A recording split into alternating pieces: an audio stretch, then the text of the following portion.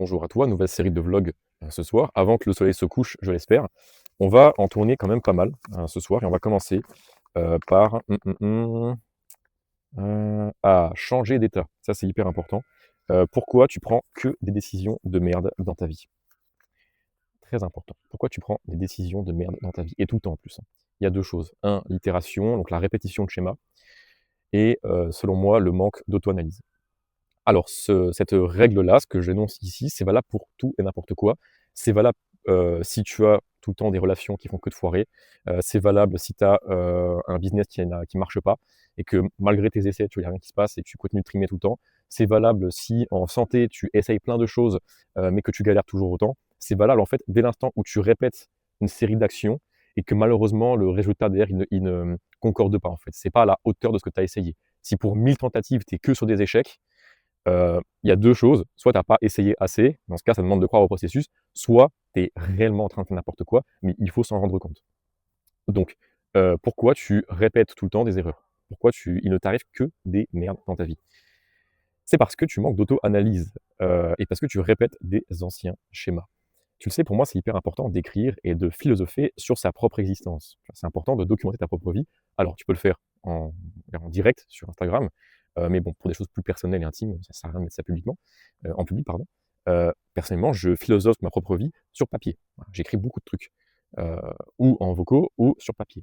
J'écris plein de trucs sur moi, dans le but, unique, hein, d'ailleurs, d'accueillir l'émotion, de l'écrire et ensuite de réfléchir à mes propres écrits, sous l'influence de l'émotion pour pouvoir après derrière apporter un contre-argument, confronter mes écrits à d'autres personnes et bref, en tirer une conclusion basée non pas sur l'émotion mais sur la raison. Je vais te donner un exemple extrêmement simple à comprendre.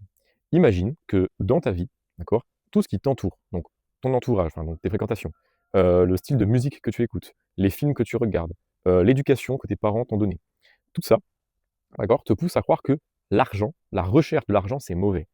À tel point que tu dises des gens qui, bâtissent des entreprises ou qui sont plus riches que toi, tu dises de ces gens-là: «Ouais, c'est des pourris, ils pensent qu'à l'argent, ils pensent qu'au profit, capitalistes de merde, putain, c'est à cause de vous qu'il se passe ça, ça, ça, ça, ça». Toi, tu vois l'argent d'un mauvais œil. Bon, en vrai, bosse ta relation à l'argent parce que c'est pas ça du tout, mais tu vois que dans cette question-là, tu vois l'argent sous l'angle du vice. Pour toi, l'argent, c'est vicieux.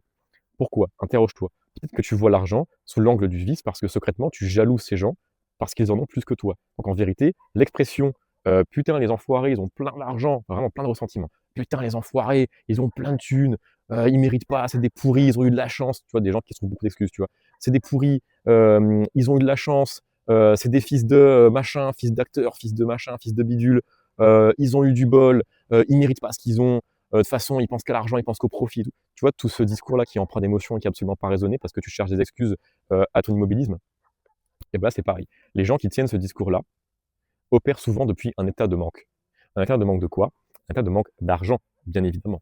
Et quand toute ta vie, en tout cas le jour où le jour où tu auras de l'argent, tu vas vite, vriller en fait. Imagine que toute ta vie, tu as vu l'argent sous un état de manque.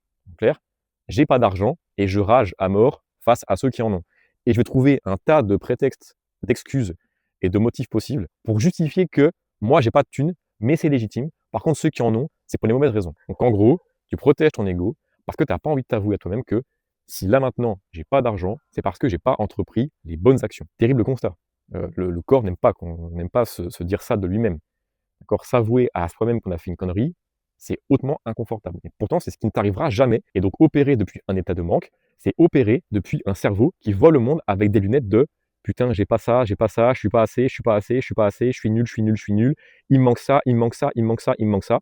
Et dès que tu vois des gens en face de toi qui ont exactement ce que tu n'as pas, d'accord? Réaction première, vraiment la réaction primaire, c'est de se dire: «Putain l'enfoiré, il a un truc que j'ai pas, c'est pour telle raison, telle raison, telle raison, telle raison, mais jamais c'est ta faute». Le même mécanisme s'applique quand tu opères depuis un état de peur et pas de manque. Donc le manque, c'était l'exemple d'avant. Mais l'état de peur, c'est un peu différent puisque, par exemple, tu pourrais te refuser de poster des vidéos Instagram tous les jours ou te refuser de poster des vidéos YouTube. Pourquoi? Parce que peut-être que tu as peur du regard des autres sur internet. Bon, la vérité, c'est que tu as aussi peur du regard des autres dans la vraie vie, hein. Donc comme tu as peur du regard des autres sur internet dans la vraie vie, d'accord, tu vas être persuadé que les gens en ont quelque chose à faire de ton existence. Je te rassure, à part tes parents, tout le monde s'en bat les couilles de toi. Grand max, des gros, gros, gros amis seront là pour t'aider quand tu seras vraiment, dans la mouise et crois-moi, c'est pas le cas de tous. Mais à part tes parents et peut-être un, 2 ou 3 amis, grand maximum, il y a pas beaucoup de gens qui en ont quelque chose à faire de ton existence. Donc t'inquiète pas, tu peux poster en ligne, tout le monde s'en tape complètement de qui tu es et de qui tu seras. De toute façon, dans 150 ans, tout le monde t'aura oublié. La terre entière aura oublié qui tu es dans 150 ans, alors pourquoi tu te soucies des gens qui te regardent même pas, en fait, dans le présent? Bref, petite parenthèse par rapport à ça. Mais quand tu opères depuis un état de peur, donc en gros, j'ai peur de poster parce que j'ai peur du regard des autres, ça traduit en mal-être dans ta propre vie déjà, et tu vas te brider tout seul. Et en réaction à cette peur du regard des autres, tu vas être le plus conforme possible. Tu vas essayer d'être la personne la plus conforme possible pour pas passer inaperçu, mais pour être la plus normale. D'accord? Tu as peur de te distinguer. Peut-être tu as peur de te faire rejeter ou de te faire exclure d'un groupe, par exemple. Tu es trop singulier, tu es trop différent, on veut pas de toi, tu vois. Tu as peur d'être seul, d'être isolé. Et en vérité, c'est quand tu vas commencer à t'affirmer et à montrer au monde qui tu es que les gens vont commencer à te suivre en vérité. Donc en réaction à cette peur du regard des autres, tu vas te lisser et devenir hyper conforme. Sauf qu'en vérité, tu as toujours aussi peur. Là, tu fais que masquer ta peur en fait. Tu travailles pas dessus. C'est un gros problème. Tu ne bosses pas sur ta peur du regard des autres. Tu viens de te rendre conforme pour ne plus avoir à subir cette peur-là. Mauvaise démarche, l'ami. Parce que c'est comme le manque d'argent.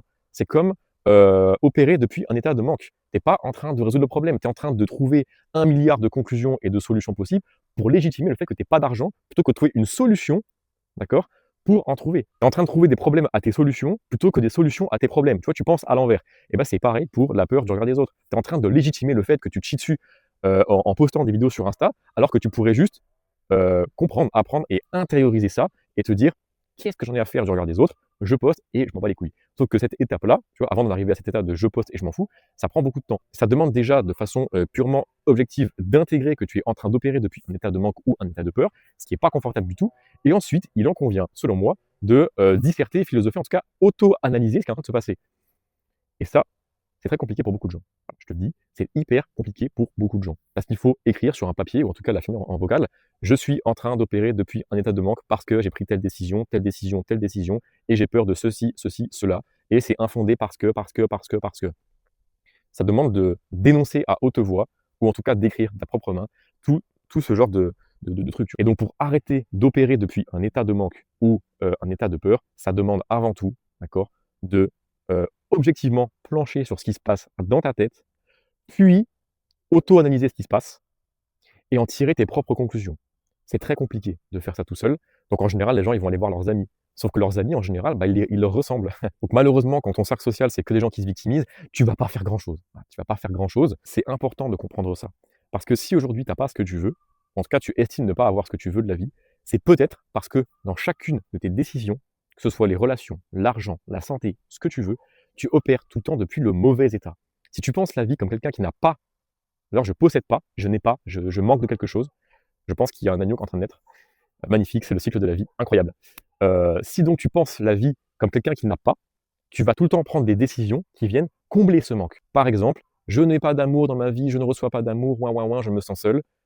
Qu'est-ce qui se passe ensuite? Je me mets en couple avec le premier guignol qui vient devant moi et qui me montre des signes d'affection. Je n'ai pas la musculature qui me convient et sur internet, je vois quelqu'un qui parle de comment avoir un corps musclé hyper rapidement avec ma super technique, mais il le dit avec tellement, comment dire? Avec tellement d'assurance que je vais me dire: «OK, ce mec vient de légitimer toutes mes peurs, j'ai pas le corps qui me convient, donc je vais croire ce mec, je vais le suivre. J'ai pas d'argent, je suis pauvre, comment je vais faire? J'ai pas de thunes, j'ai pas de thunes, j'ai pas de thunes, j'ai pas de thunes».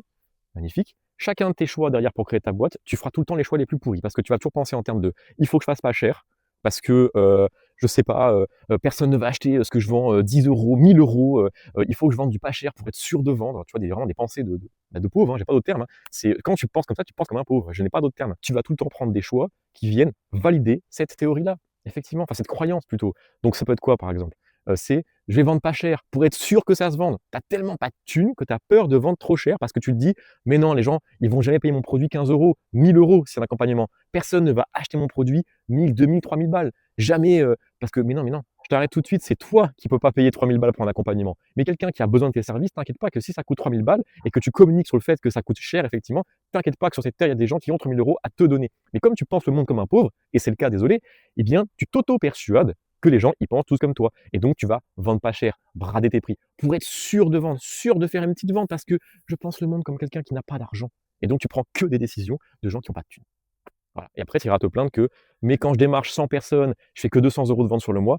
Bah ouais, mon pote, parce que moi, je démarche 100 personnes, je fais une vente, je fais 3 cas par mois, en fait. Voilà, parce que j'ai compris qu'il ne fallait pas penser en termes de manque. C'est le contraire. Il faut que tu penses le monde en termes d'abondance. J'ai déjà tout. Tout existe. Tout est à sa place et tout existe. Il y a des gens qui paieront 3 000 € pour ton accompagnement. Il y a des gens qui sont parfaits, qui sont des partenaires idéaux dans ta vie, qui existent. Ils n'attendent qu'une chose, c'est que les chemins se croisent. C'est tout. Mais comme tu opères depuis un état de manque, tu vas tout le temps sauter sur le premier venu en t'auto-persuadant que ça y est, cette fois, c'est la bonne. Mais non, tu es juste quelqu'un qui n'a pas ce qu'il veut et tu vas chercher à combler un manque. Donc voilà pourquoi c'est hyper intéressant de savoir depuis quel état tu opères, parce que toutes les décisions et tout ce qui t'arrive à l'heure actuelle dans ta vie ne sont que le résultat de ce qui se passe dans ton esprit, d'accord? Et depuis quel état tu opères quand tu prends tes décisions. Regarde-moi ces petits moutons, ne sont-ils pas magnifiques et on voit absolument rien du tout? Je pense qu'il y a eu une naissance parce que ça a un petit peu gueulé côté agneau et j'ai plus mon spot pour poser mon trépied, c'est magnifique. Tout se casse, ah putain, tout part à volo, tout se casse la gueule. Ma vie est bancale, ma vie est bancale. Ah non, c'est bon. Non, bah non, ça tient pas. Bon, bah tant pis. Donc voilà, fin de la vidéo. Il faut que je tourne la prochaine. Allez, c'est parti.